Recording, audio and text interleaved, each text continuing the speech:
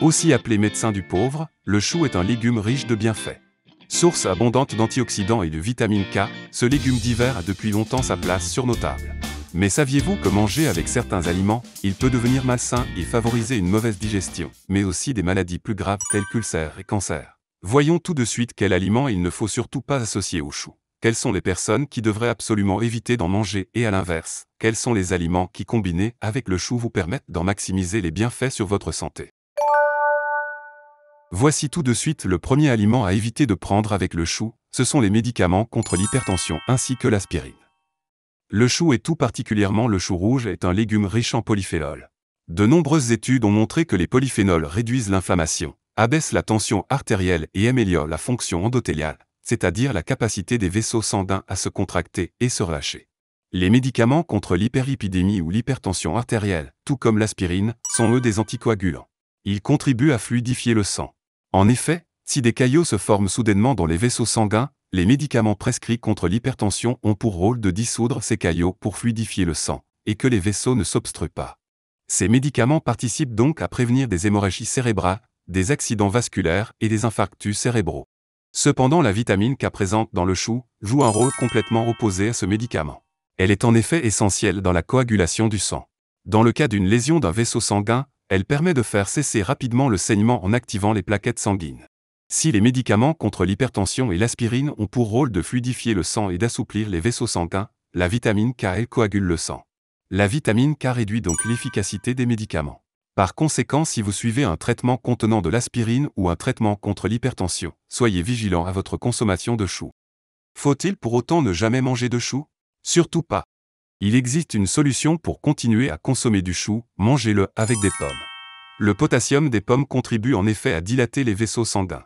Consommés ensemble, le sulforaphane du chou qui prévient des caillots de sang, et le potassium de la pomme améliorent considérablement la circulation sanguine et abaissent la tension artérielle.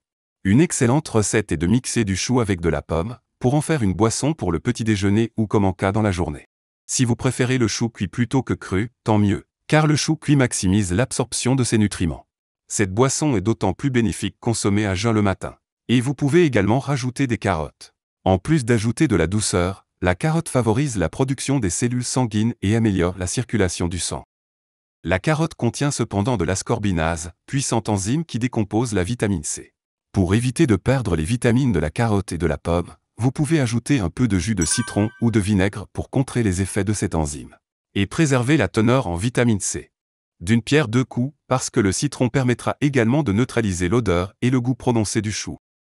La deuxième chose à savoir à propos du chou est qu'il doit être évité par les personnes ayant une thyroïde fragile. Le chou est un légume riche en nutriments et que nous consommons tous. Cependant, si vous souffrez d'hypothyroïdie ou de troubles de la thyroïde, dû à une carence en iode, manger du chou peut aggraver vos symptômes. Le chou est souvent considéré comme un légume miracle qui vous garde jeune. Très riche en antioxydants, ceux-ci jouent un rôle important contre le vieillissement et le cancer.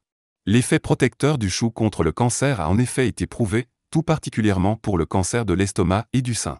Toutefois, les personnes souffrant d'une thyroïde fragile ne devraient pas en consommer, car le chou ralentit le fonctionnement de la thyroïde.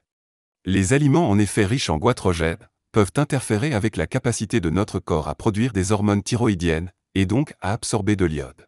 C'est le cas du chou mais également du navet, de la betterave et du brocoli. Aucune raison de l'éliminer de votre assiette pour autant. Privilégiez tout d'abord le chou cuit au chou cru. Les composés goitrogènes étant sensibles à la chaleur, la cuisson du chou permet d'éliminer ou du moins de réduire ses effets goitrogènes. Pour bénéficier de ces bienfaits, vous pouvez donc cuire le chou dans de l'eau bouillante pendant environ 30 minutes, ou tout simplement le cuire à la vapeur. Mais ce n'est pas tout, car le chou se combine très bien avec le pamplemousse. Drôle d'association, vous me direz. Pourtant associé à des fruits acides, vous pouvez maximiser les bienfaits antioxydants et anticancéreux du chou.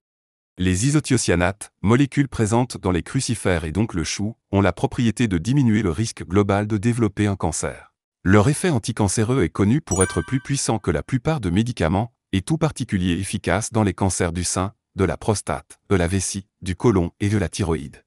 Manger le chou avec un fruit riche en vitamine C est la meilleure combinaison pour maximiser son effet antioxydant.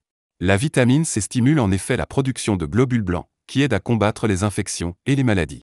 Les caroténoïdes présents dans le chou préviennent le vieillissement des cellules de la peau, ils en favorisent le renouvellement et rendent la peau plus lumineuse et plus élastique. Le chou est également pauvre en calories et riche en fibres, ce qui fait de lui un allié dans la perte de poids. Le pamplemousse lui bénéficie de nombreuses vertus. En plus d'être antioxydant, ce fruit est également un excellent brûle-graisse grâce à sa teneur en arginine, à qui il doit son goût d'amertume. Si vous cherchez à perdre du poids, consommez dès à présent du chou avec du pamplemousse.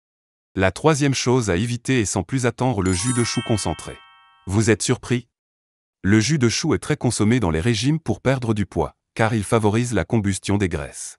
Le chou est également un protecteur naturel de notre estomac, car le sulforaphane présent dans le chou empêche la propagation de l'Helicobacter pylori, une des causes d'ulcères et de cancer de l'estomac. Il aide également à régénérer et à renforcer la muqueuse gastrique. Mais alors pourquoi éviter le jus concentré de chou? Peu importe à quel point le chou est riche de bienfaits, tout change si vous le consommez de manière concentrée.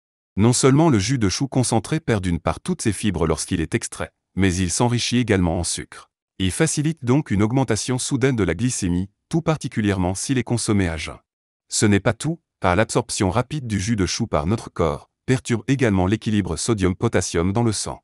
L'extrait de chou est donc déconseillé pour les personnes souffrant de diabète ou soucieuses de leur glycémie, mais aussi pour les personnes dont les reins sont fragiles. Enfin, la dernière chose à savoir est que le chou fermente très facilement dans l'intestin, plus facilement que d'autres légumes, générant ainsi des gaz.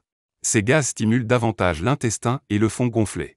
La consommation de chou peut être à l'origine de ballonnements et de diarrhée, mais peut également aggraver le syndrome du côlon irritable, et par la suite la colite voire le cancer du côlon. Évitez l'extrait de jus concentré oui, mais pas tout le chou pour autant.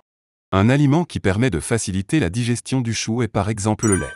Riche en protéines, vitamines et calcium, le lait complète donc non seulement les nutriments du chou, mais la vitamine contenue dans le chou s'associe avec les protéines du lait pour créer de nouvelles protéines qui protègent la paroi de l'estomac, en neutralisant l'acide gastrique. Ce qui permet aux personnes souffrant d'intestin irritable de consommer du chou. Choisissez toutefois un lait selon vos tolérances, un lait sans lactose si besoin, mais en tout cas de préférence biologique. Le chou a toutes les raisons de rester dans notre assiette. Cru ou cuit selon vos préférences gustatives, évitez pour autant d'en consommer des jus extra concentrés. Si vous êtes amateur de jus de légumes mixés au petit déjeuner, mettez dans votre blender un peu de chou cru ou cuit, ainsi que des pommes et des carottes. Et accompagnez-le si besoin d'un verre de lait ou d'une coupe de fruits acides. Bien combiner ces aliments permet d'en améliorer leur digestibilité et d'en maximiser les bienfaits, ainsi qu'améliorer la saveur d'un plat, ce qui le rend plus agréable à manger. Soyez toujours avant tout attentif à vos tolérances et aux inconforts que peuvent provoquer la consommation de certains aliments, car nous ne sommes pas tous sensibles de la même manière à chaque aliment. Adoptez des habitudes saines pour une vie saine. Ensemble, vieillissons mieux. Si cette vidéo vous a été utile, n'hésitez pas à aimer la vidéo et à vous abonner à la chaîne pour retrouver d'autres conseils pour prendre soin de votre santé. Merci.